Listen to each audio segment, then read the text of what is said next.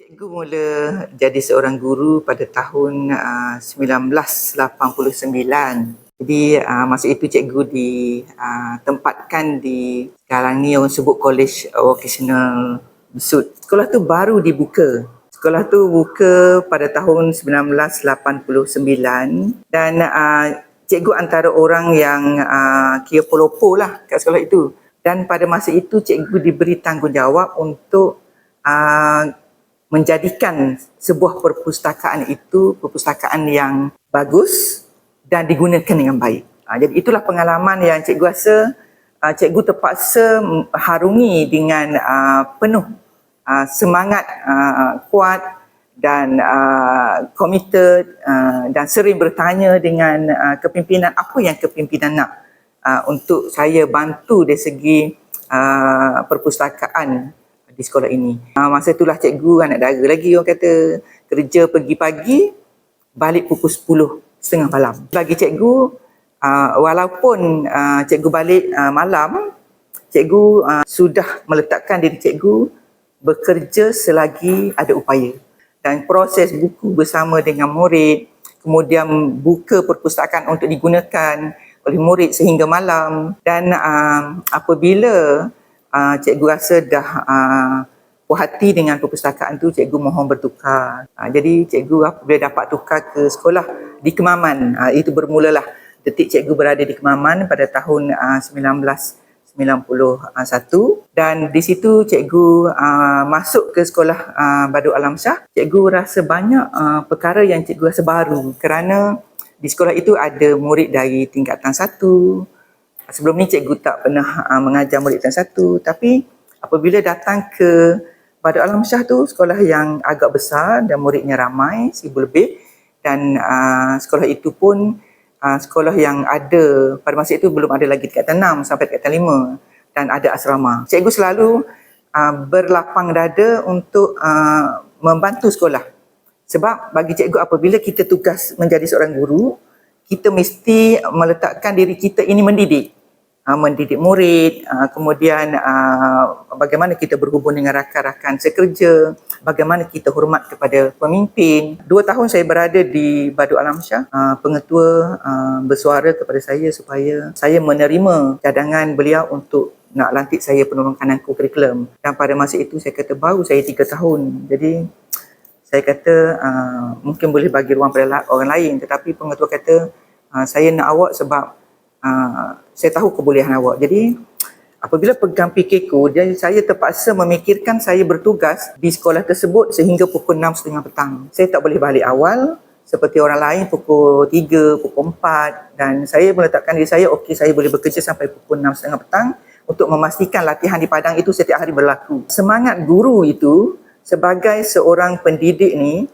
dia tak boleh merasakan bahawa diri dia tu untuk dia, tapi diri itu untuk orang lain, membantu kemenjadian murid, membantu sekolah dan membantu ketua, pemimpin, dan kita akan letakkan diri kita macam tu walaupun di mana saja bertugas. Dan saya agak lama di SMK Badut Alam Shah. Kemudian apabila saya berpindah ke Kuala Lumpur, ke Shah Alam, saya tak beritahu saya pegang jawatan. Pada masa itu saya jadi guru biasa. Tetapi apabila di Shah Alam tu, saya nampak apa-apa yang ada masalah di sekolah itu, saya cuba bantu dari aspek membina jadual waktu yang betul, kemudian dari aspek pengurusan kurikulum. Saya membantu guru-guru lain yang memegang jawatan dan saya tak nyatakan saya pernah ada pengalaman itu. Tetapi pengetua nampak saya boleh dilantik sebagai penolong kanan. Dan masa itu memujuk saya untuk lantik penyelidik petang, tapi saya kata saya rasa peluang untuk orang lain dululah. Tapi saya membantu dan saya rasa di Shah Alam tu saya tak rasa puas bekerja kerana apabila kita nak buat aktiviti petang, mereka ada kelas tuition sendiri, mereka rasa sekolah tu sampai pukul 1.30 je sebab sekolah petang dia dah tak nak ikut dah pembelajaran. Jadi di Terengganu ni dia ada kelebihan dia tersendiri yang kita rasa kebebasan untuk kita bekerja itu sangat diberi peluang. Kita nak bekerja waktu petang, waktu malam, tu peluang sangat banyak di Terengganu. Tetapi di situ saya nampak bagaimana saya membina kekuatan untuk membantu sekolah itu. Kita merasakan bahawa pengalaman kita itu kita nak kongsi dengan orang lain, dan kita rasa macam tak boleh tengok cabaran-cabaran itu tidak boleh diatasi. Kita rasa nak bantu. Di situlah saya rasa saya tak sempatlah puas bekerja kerana 3 tahun. Kemudian kembali semula ke Terengganu, dan di Terengganu saya ditempatkan pula di SMK Badu Alam Shah. Jadi saya rasa macam sirih pulang ke gagang lah. Walau macam mana pun, di Badu Alam Shah pada masa itu kebetulan ada sesi petang, pengetua masa itu JPN lah, letak saya terus untuk penyelai petang di situ. Jadi apabila penyelai petang ni, saya nak kongsi dari segi komitmen kita juga. Kita apabila pegang jawatan, pertama, kita kena tahu tugas dan tanggungjawab kita. Yang kedua, kita punya komitmen kepada murid, kepada sekolah dan kepada ibu bapa. Dan pengalaman yang saya rasa pada masa itu, murid yang dari Seribandi datang ke sekolah dengan satu bas yang kecil, kemudian mereka balik kadang-kadang bas tu ada 3 kali ambil, 3 trip, dan saya kena duduk di sekolah sehingga lepas maghrib menunggu murid habis balik, baru saya balik sebagai penyelai petang. Dan pada masa itu saya terpaksa membimbing guru bertugas bersama saya. Saya kata, cikgu bertugas pada minggu ini, apa sahaja yang murid lagi sagi murid ada, cikgu tak boleh balik dan saya akan bersama cikgu. Jadi masa itulah ada cikgu yang kata, Allah saya ni ada masalah anak Allah gini-gini. Saya pun kata, okey cikgu, saya benarkan cikgu balik ambil anak, cikgu datang balik. Saya akan tunggu anak murid di sini. Sebab cikgu ada komitmen anak dan murid ni pun komitmen kita bersama. Jadi di sinilah saya nampak bagaimana kita nak tanamkan kebertanggungjawatan kepada guru-guru kita, yang mana mereka apabila duduk dalam dunia kerjaya ini, mereka kena ada pemahaman yang jelas bahawa keperluan kita sebagai penjawat awam ni bukan pukul 7 sampai pukul 2 sahaja. Kadang-kadang kita rasa kalau kita petang bukan pukul 1 hingga pukul 6 sahaja. Komitmen kita lebih daripada itu sebab kita guru, mendidik. Jadi tanggungjawab ini kita kena ada satu pengorbanan yang sangat besar, kerana tugas mendidik ini satu cabaran yang tidak pernah habis. Jadi di sinilah yang saya nampak bahawa mendidik murid yang kita mula-mula mengajar pun lain, kita di zaman 2000 pun lain, zaman 2010 ni lain, dan sekarang ni dah 2020. Dan murid-muridnya sangat berbeza-beza. Dan yang paling penting saya boleh kongsi di sini, jiwa kita mesti ada jiwa murid, mesti ada jiwa guru, mesti ada jiwa guru ibu bapa, dan mesti ada jiwa kepimpinan dalam diri kita. Sebab kita nak latih murid kita menjadi seorang murid yang bagus, menjadi seorang pemimpin yang bagus. Malah kita memegang amanah tanggungjawab, pemegang taruh yang mana ibu bapa letakkan kepada kita. Jadi di mana-mana sahaja kita berada, kita kena letakkan diri kita begitu. Itulah yang saya rasa saya boleh kongsi sehingga kepada sekarang, yang saya merasakan apabila kita menjadi guru biasa, kita pun pemimpin. Bila kita menjadi ketua penolong kanan pun kita lagilah pemimpin. Kemudian kita jadi pengetua, memang lagi pemimpin tetapi di peringkat sekolah. Dan apabila menjadi ketua di PPD, itu pun pemimpin. Cuma dia punya besar tanggungjawab itu dia akan semakin meningkat. Sebab itu kalau kita kata jawatan ini bukan satu jawatan yang suka-suka.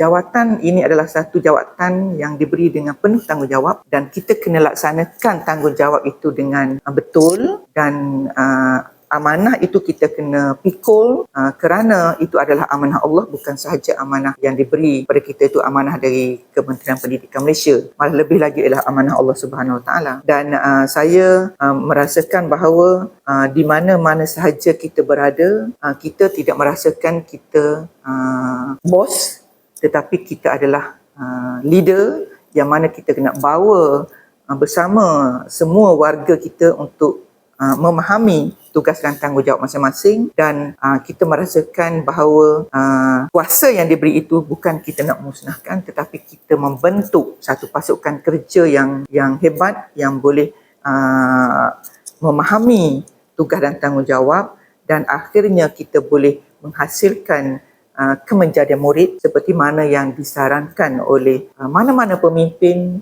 sama ada yang kita sebut sekarang ni Malaysia Madani, yang memang semuanya nak melahirkan pemimpin, murid yang mempunyai jiwa yang mulia seperti mana menteri kita selalu sebut karamah insaniah. Falsafah pendidikan kebangsaan pun meletakkan amanah kepada kita nak melahirkan murid yang holistik, yang kata serba boleh dari segi jeri, jasmani, emosi, rohani dan intelek itu seimbang. Barulah kita dapat merasai bahawa kepuasan kita sebagai seorang pendidik melihat anak-anak murid kita menjadi seorang pemimpin yang hebat, yang dihormati, disegani, kita akan rasa puas. Dan kita bekerja itu, kita sebagai suri teladan. Jika kita nak membimbing, nak mendidik anak-anak kita yang lain, kita mesti lihat diri kita seperti mana kita merasakan bahawa kita sebagai suri teladan yang perlu dicontohi dan boleh dicontohi oleh orang lain. Jadi kita kena sentiasa muhasabah diri, kita kena sentiasa mendapatkan pandangan-pandangan daripada orang lain. Wa imma orang itu adalah security kita ataupun cleaner kita, AKP kita, pegawai-pegawai kita, kita kena sering bertanya apa kelemahan-kelemahan yang kita perlu tambah baik. Itulah yang satu perkara yang perlu kita laksanakan supaya kita ini sentiasa duduk di landasan yang betul, yang mana jiwa kita di mana-mana sahaja kita berada, sebagai seorang pemimpin di mana-mana sahaja, sebagai pendidik di mana-mana sahaja, kita akan melaksanakan tugas dan tanggungjawab dengan betul, dan amanah itu ditanggung dengan hati yang ikhlas, dengan jujur, dan keberkatannya akan ada, insya-Allah. Jadi itulah yang saya rasa perkongsian yang saya boleh bersama dengan semua warga pendidikan, khususnya warga pendidikan Kemaman, Wak Imam, lebih daripada pendidikan di Malaysia, dan hasrat kita sama untuk membentuk insan yang sempurna, yang holistik. Dan kalau kita kira pengarah kita pun selalu sebut kita nak lahirkan anak-anak kita yang sangat berakhlak, yang pandai Quran, yang pandai solat, yang berketerampilan. Jadi begitu juga dengan Kemaman Unggul yang sentiasa nak melihat keunggulan seseorang insan yang kita didik itu akan meninggalkan satu legasi yang indah. Kerana murid yang kita didik itu akhirnya akan menjadi pewaris kita di kemudian nanti. Jiwa pendidik tak akan pernah padam dalam diri seseorang pendidik biasanya, dan saya sendiri pun rasanya jiwa pendidik tu sehingga akhir hayat. Kita dilahirkan dalam dunia pendidikan ini sangat lama, dan kita pula bergelumang dengan dunia pendidikan sebagai seorang guru, dan kita akan sentiasa menjadi guru. Saya pun nak berkongsi satu kenangan lah, orang kata tak, kenangan yang ini yang kita rasa bahawa murid kita ni pelbagai ya. Murid kita ni kadang-kadang kita tak nampak murid kita ni dari satu kelompok keluarga yang sama. Saya pernah menjadi seorang guru kelas yang mana anak murid saya ni tak datang ke sekolah selama 3 hari. Saya rasa bahawa saya nak pergi tengok kenapalah anak murid saya tak datang sekolah. Dan saya pergi di hujung minggu, saya ajak suami saya pergi, kemudian saya bawa anak kecil saya. Rupa-rupanya apabila saya pergi ke rumah anak murid tu, saya tak boleh pergi dengan kereta. Saya kena duduk di tepi jalan dan saya kena panjat bukit. Panjat bukit untuk naik ke rumah anak murid yang tak hadir tu. Jadi apabila panjat bukit ni, masuk ke rumah, saya sangat terkejut kerana rupa-rupanya anak murid ni, saya ni rumahnya uzur, keluarganya serba daif. Jadi tak boleh datang ke sekolah kerana tidak ada duit untuk nak bayar van sekolah. Jadi nak bayar van, nak pergi ke sekolah tak boleh. Jadi terpaksa duduk di rumah, memastikan duit cukup untuk bayar van tu baru boleh pergi. Sebab dari saya ceritalah dari Seri Bandi ke Badut Alam Shah tu kena bayar duit van. Dan tak boleh pun nak buat air untuk dia kata minta maaf cikgu, kita tidak ada gula. Inilah yang saya rasa bahawa murid kita ni sebenarnya sangat susah dari segi sosioekonomi dia. Kita sebagai guru kelas ni kita rasa nak bantulah. Dari segi sinilah saya cuba bantu dari segi bayaran van dia, kemudian untuk makan minum dia. Jadi murid ini boleh belajar dengan baik. Dan sebab itulah bagi saya, apabila kita menjadi guru, kita tak perlu pun diarahkan oleh pengetua, oleh guru besar untuk pergi tengok kenapalah anak murid tak datang sekolah. Kita sebagai guru kelas ini, kita tahu tanggungjawab kita sebagai guru kelas. Apabila murid kita tidak hadir, dulu tak boleh nak berhubung dengan menggunakan telefon. Kita terpaksa pergi cari. Dan nak cari itu kena tanya tok penghulu, kena tanya orang yang sekitar, sehingga kita nak jumpa rumah tu bukan senang. Kalau sekarang ni kita boleh tengok location lah apa sekarang. Dulu sangat-sangat sukar. Dan bayangkan nak naik ke rumah pun naik bukit kena panjat. Kemudian masa turun tu saya kena gelunsu sebab nak turun tu licin. Saya takut saya ni jatuh, saya terpaksa gelunsu. Letak punggung atas bukit tu turun. Walaupun kain kotor tapi kita rasa puas kerana kita mendekati anak murid kita dan kita boleh bantu mereka selepas itu. Sebab mereka tidak beritahu masalah mereka kepada kita kalau kita tak pergi tengok. Malu mereka jaga aib keluarga. Jadi itu satu pengalaman bagaimana kita sebagai seorang guru kelas untuk membantu murid. Kemudian pengalaman lain lagi yang kita perlu berhati-hati kerana saya teringat apabila di sekolah yang sama juga kita selalu jaga anak murid kita untuk solat sebab penyelai petang selalu kita kena awasi murid kita solat. Kebetulan saya kata ini satu bencana lah yang boleh saya katakan saya rasa Allah sangat tolong kerana apabila murid tu kita dah kawal masuk ke surau, kemudian ada satu macam gajah menyusul lah yang dibina oleh PIBG tetapi uzur, dan saya cukup bimbang. Saya melihat, saya kata tiang dia ni dah agak longgar dan saya rasa ini tidak selamat untuk murid. Tetapi dalam masa berfikir itu, murid saya semua duduk di surau sedang solat, tiba-tiba angin kuat, runtuh gajah menyusul tu.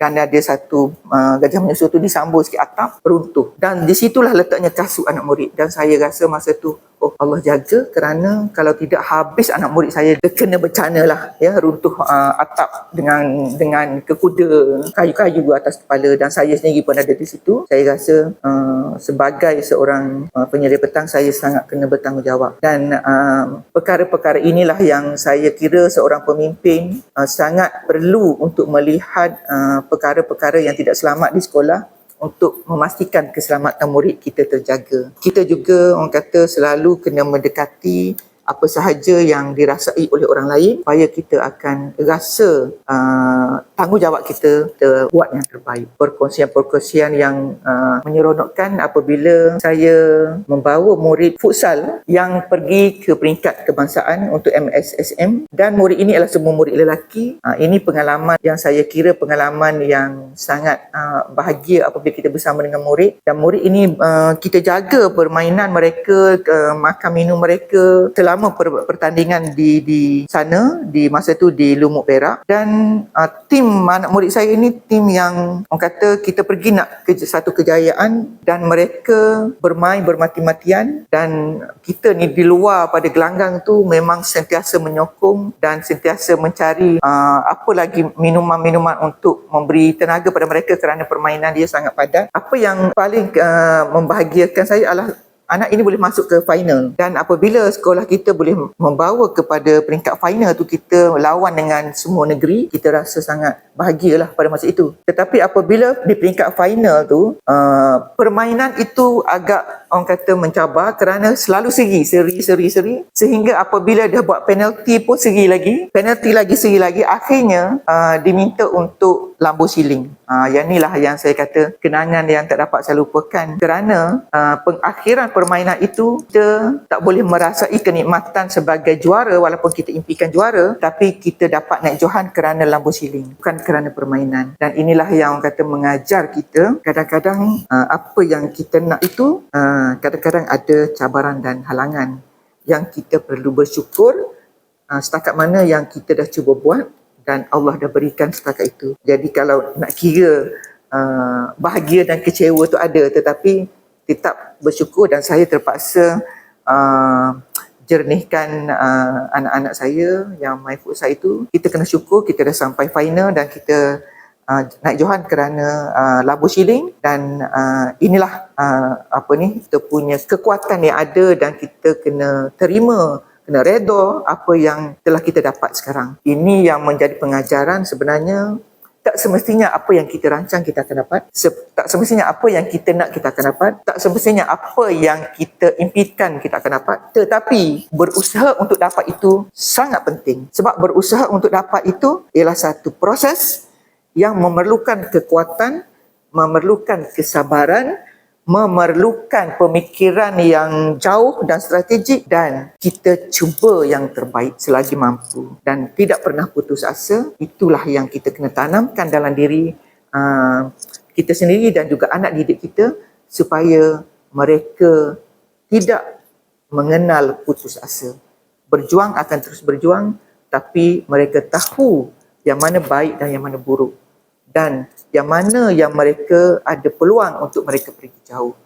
Dan anak yang baik lagi cerdik itu sangat sesuai kita terus tanamkan dalam jiwa anak-anak kita, kerana anak didik kita baik, mereka akan pandai meletakkan diri mereka di mana sahaja, dan akhirnya kecerdikan mereka itu akan terselah kerana mereka akan laksanakan tugas amanah mereka walaupun sebagai seorang murid, tetapi akan menjadi seorang pemimpin yang hebat kemudian disebabkan baik yang ada dalam diri mereka. Jadi itulah antara pengalaman, antara kata jerih perih untuk kita sebagai pendidik. Dalam dunia pendidikan ini, kita tidak akan hilang daripada cabaran. Dan kita sudah melalui pelbagai cabaran. Dan cabaran ini sebenarnya apabila kita letakkan diri kita berjiwa pendidik, cabaran yang ada kita kena harungi dan kita kena fikirkan yang terbaik, bertindak dengan baik, dan kita impikan yang terbaik untuk kita dapat hasilkan murid-murid kita seorang murid yang hebat, bukan sahaja di dunia, malah di akhirat. Jadi saya rasa sepanjang 34 tahun lebih sebagai pendidik ini, perjuangan itu sentiasa membara, rasa tak pernah padam walaupun halangan tu banyak, dan itulah sebenarnya kekuatan yang Allah bagi kepada kita kerana kita selalu meminta pertolongan daripada Allah Subhanahu Wa Taala. Sekian, terima kasih.